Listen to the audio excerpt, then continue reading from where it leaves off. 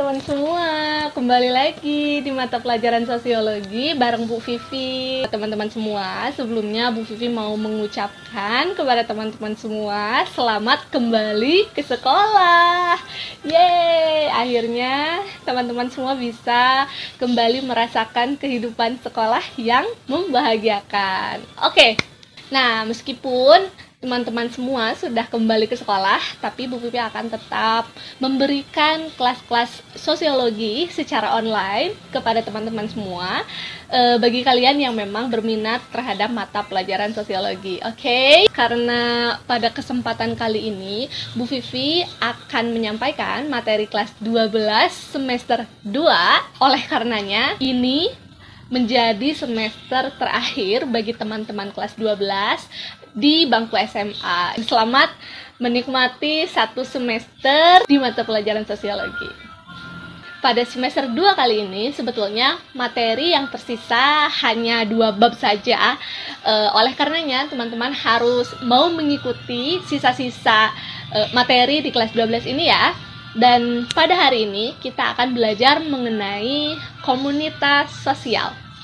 Apa sih komunitas sosial? Teman-teman tentu punya dong komunitas sosial. Untuk mengetahui semua itu, mari kita bicarakan dalam video kali ini. Sesungguhnya teman-teman harus mengetahui bahwa komunitas itu berasal dari bahasa Latin yang berarti komunitas, yang artinya kesamaan.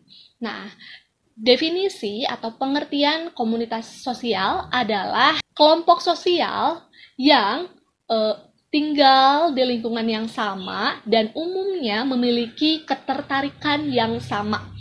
Oleh karena itu, komunitas sosial biasanya memang selalu dimulai dari kesenangan yang sama, hobi yang sama, atau hal-hal yang lainnya. Artinya ada ketertarikan yang sama nih di dalam kelompok sosial tersebut. Sesungguhnya Suryono Sukanto telah memberikan definisi mengenai komunitas sosial. Nah, menurut Suryono Sukanto, komunitas sosial itu adalah masyarakat setempat, umumnya warga-warga sebuah kota, sebuah suku, atau suatu bangsa di tempat yang sama. Teman-teman juga mesti mengetahui apa aja sih unsur-unsur daripada komunitas sosial. Dan unsur-unsur komunitas sosial ini ada 3 ya. Yang pertama, tentu saja harus saling memerlukan. Mengapa? Karena kalau tidak saling memerlukan dan membutuhkan, untuk apa dibentuk suatu kelompok sosial, ya kan? Artinya, unsur yang pertama pada komunitas sosial adalah saling memerlukan, saling bergantung, saling membutuhkan satu sama lain. Itu yang pertama. Yang kedua adalah seperasaan, dan yang ketiga adalah sepenanggungan. Oke, seperasaan itu gimana ya mengartikannya? Jadi seperasaan itu artinya kalian dan kelompok kalian tentu memiliki perasaan yang sama satu sama lain, yang akhirnya perasaan tersebut membentuk diri kalian menjadi kekuatan di dalam kelompok. Ada kekuatan perasaan seperti itu gitu. Iya no aing gitu. Ini nih yang kita, ini nih yang kami begitu loh. Jadi ada perasaan-perasaan yang kuat antar kelompok satu sama lain di sana gitu. Itu menjadi sebuah bentuk unsur komunitas sosial, seperasaan. Dan sepenanggungan artinya begini, kalau ada satu orang di dalam kelompok yang merasa tersakiti, artinya seluruh anggota kelompok akan merasa tersakiti, begitu loh. Jadi ada perasaan senasib sepenanggungan. Ada yang disebut sebagai jenis-jenis komunitas. Umumnya jenis-jenis komunitas ini memang terbagi menjadi 3. Biasanya komunitas ekonomi, komunitas pedesaan, dan komunitas perkotaan. Tapi lebih jauh daripada itu, ada banyak sekali jenis-jenis komunitas yang teman-teman akan temui di masyarakat kita gitu. Jadi bukan cuma 3, tapi ada begitu banyak jenis-jenis komunitas di masyarakat kita ini. Nah, namun yang akan Bu Vivi jelaskan di sini ada jenis komunitas ekonomi, jenis komunitas perkotaan, dan jenis komunitas pedesaan. Tentu saja jenis komunitas ekonomi biasanya kelompok di dalamnya selalu berorientasi pada kepentingan ekonomi atau pada bidang-bidang ekonomi. Seperti apa misalnya Bu? Misalkan begini ya, komunitas pedagang asongan, komunitas nelayan, komunitas pedagang sepatu di Cibaduyut. Nah, hal tersebut yang memang kelompoknya dibangun atas dasar bidang ekonomi itu dapat dikatakan sebagai sebuah jenis komunitas ekonomi. Dapat dipahami kan? Yang kedua ada jenis pedesaan dan yang ketiga ada jenis perkotaan. Keduanya memang diorientasikan sebagai sebuah teritori ya, sebagai sebuah daerah. Ada daerah kota dan ada daerah desa. Nah, komunitas-komunitas yang timbul atas dasar orientasi daerah tersebut, artinya mereka dapat dikategorikan sebagai komunitas desa dan komunitas kota. Jenis komunitas pedesaan biasanya memiliki kelompok yang memang tinggal atau bertempat tinggal di daerah pedesaan, dan mereka biasanya di bawah naungan pejabat daerah desa setempat. Ya, biasanya komunitas apa ya? Komunitas yang paling mendekati di pedesaan itu biasanya Karang Taruna ya. Karang Taruna atau misalkan kelompok bola voli di suatu RT dan lain-lain hal. Pokoknya bertempat tinggal di sebuah desa itu dapat dikatakan sebagai sebuah jenis komunitas pedesaan. Sedangkan jenis komunitas perkotaan biasanya mereka yang memang bertempat tinggal di sebuah perkotaan. Karena tempat tinggalnya di sebuah kota, teman-teman tentu tahu dong, orang-orang kota itu kan biasanya individualistik, biasanya heterogen. Biasanya orang-orangnya acuh tak acuh, begitulah salah satu jenis-jenis perkotaan.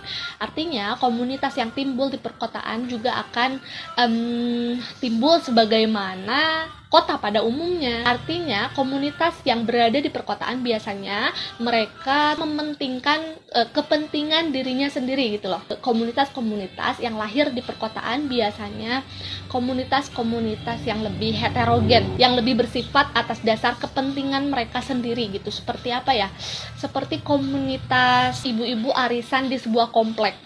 Nah, komunitas tersebut kan ada suatu kepentingan ibu-ibu di sebuah komplek yang memang tidak terlalu kuat. Biasanya komplek itu kan lahir di perkotaan gitu ya. Kebanyakan komplek-komplek itu kan lahir di pemukiman kota gitu. Nah, sedangkan komunitas arisan itu kan ada kepentingan tersendiri gitu ya. Hal seperti itu yang memang sebuah komunitas yang lahir di perkotaan itu dapat disebut sebagai jenis komunitas perkotaan. Oh ya, Bu Vivi lupa, ternyata ada satu jenis komunitas lagi, yang keempat adalah jenis komunitas religius. Karena komunitas religius artinya kan ada sebuah komunitas berbasis keagamaan gitu ya. Tentu saja motif-motif daripada komunitas religius adalah motif-motif keagamaan. Semisal apa Bu? Semisal remaja masjid, semisal rohis, semisal majelis taklim. Nah, jadi pokoknya kalau ada sebuah komunitas yang memang motifnya keagamaan itu dapat disebut sebagai komunitas religius. Oke, jadi ada 4 ya. Dan yang terakhir, Bu Vivi akan menjelaskan pembentukan komunitas. Gimana sih sebuah komunitas dapat terbentuk atau dapat dibentuk? Salah satunya adalah tentu saja yang pertama, saling bantu atau saling mendukung satu sama lain. Komunitas sosial itu dapat dijadikan suatu wadah yang bisa membantu orang lain ya. Jadi ada suatu komunitas yang memang dikhususkan untuk saling tolong menolong. Nah, memang tentu saja setiap komunitas tentu saja ada unsur saling bantu atau saling tolong menolong gitu, biasanya kayak gitu ya, karena kan memiliki tadi unsur-unsur senasib dan sepenanggungan. Jadi memang salah satu pembentuk komunitas itu adalah saling bantu atau saling tolong. Yang kedua itu adalah sebagai media penyebaran informasi. Di dalam sebuah komunitas itu kan ada kelompok. Nah, kelompok tersebut akan menjadi sebuah media yang saling bertukar informasi satu sama lain. Jadi biasanya di dalam sebuah komunitas itu kan ada forum gibah ya, forum julid bersama atau forum diskusi bersama, yang artinya di dalam komunitas biasanya selalu melahirkan penyebaran informasi atau pertukaran pikiran, pertukaran percakapan di sana. Jadi ya, memang komunitas itu juga bisa dijadikan sebuah upaya untuk menyebarkan informasi. Yang ketiga, ada yang disebut sebagai terbentuk jalinan atau hubungan. Ini tentu saja karena sebuah komunitas adalah isinya individu-individu, yang artinya mereka akan saling terhubung, saling terjalin satu sama lain, begitu loh. Jadi, komunitas ini memang dapat dijadikan ruang untuk saling menjalin katakanlah silaturahmi satu sama lain, begitu ya. Jadi memang komunitas itu salah satu bentuk komunitas memang saling keterhubungan satu sama lain, saling menjalin satu sama lain. Nah, hal lain yang tak kalah penting untuk Bu Vivi sampaikan juga, kalau kalian mau menciptakan sebuah komunitas, kalian harus memperhatikan 3 hal.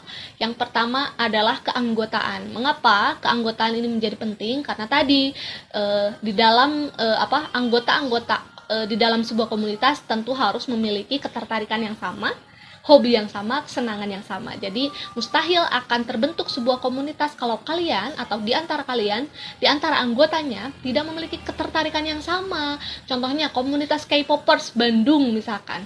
Nah, artinya kan ada kesamaan untuk mencintai K-pop gitu ya, atau komunitas Vespa di Bandung gitu.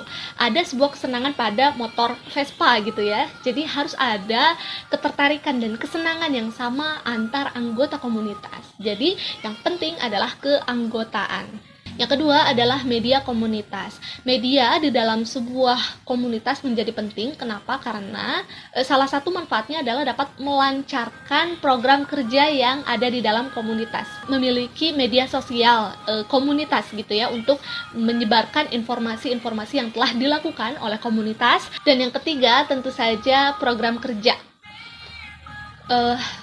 Kenapa sih Bu kok program kerja menjadi penting dalam sebuah komunitas? Arti lain dari program kerja itu misalnya kegiatan ya, kegiatan, karena tidak harus selalu dinamakan program kerja secara spesifik program kerja itu, bukan ya, karena rasanya program kerja itu sangat resmi gitu. Jadi katakanlah kegiatan di dalam sebuah komunitas. Misalnya kegiatan pecinta K-pop itu apa sih? Yaitu gathering misalnya. Di dalam sebuah gathering itu apa yang mereka lakukan? Ya apapun, ada yang merayakan ulang tahun biasnya, atau ada yang berkumpul untuk membicarakan biasnya dan lain sebagainya. Atau misalkan komunitas motor bebek, itu biasanya mereka melakukan touring. Kegiatannya biasanya mereka melakukan touring dengan motor bebeknya mereka masing-masing gitu. Dan komunitas-komunitas lain yang tentu saja harus kalian temukan sendiri. Jadi silahkan temukan komunitas kalian di lingkungan kalian sendiri. Begitu ya. Mungkin cukup sekian ya yang dapat Bu Vivi sampaikan pada kesempatan kali ini. Hari ini Bu Vivi membicarakan tentang komunitas sosial. Besok Bu Vivi akan membicarakan mengenai pemberdayaan komunitas. Kenapa komunitas harus diberdayakan? Jadi tentu saja kalian harus menunggu videonya minggu depan. Bye!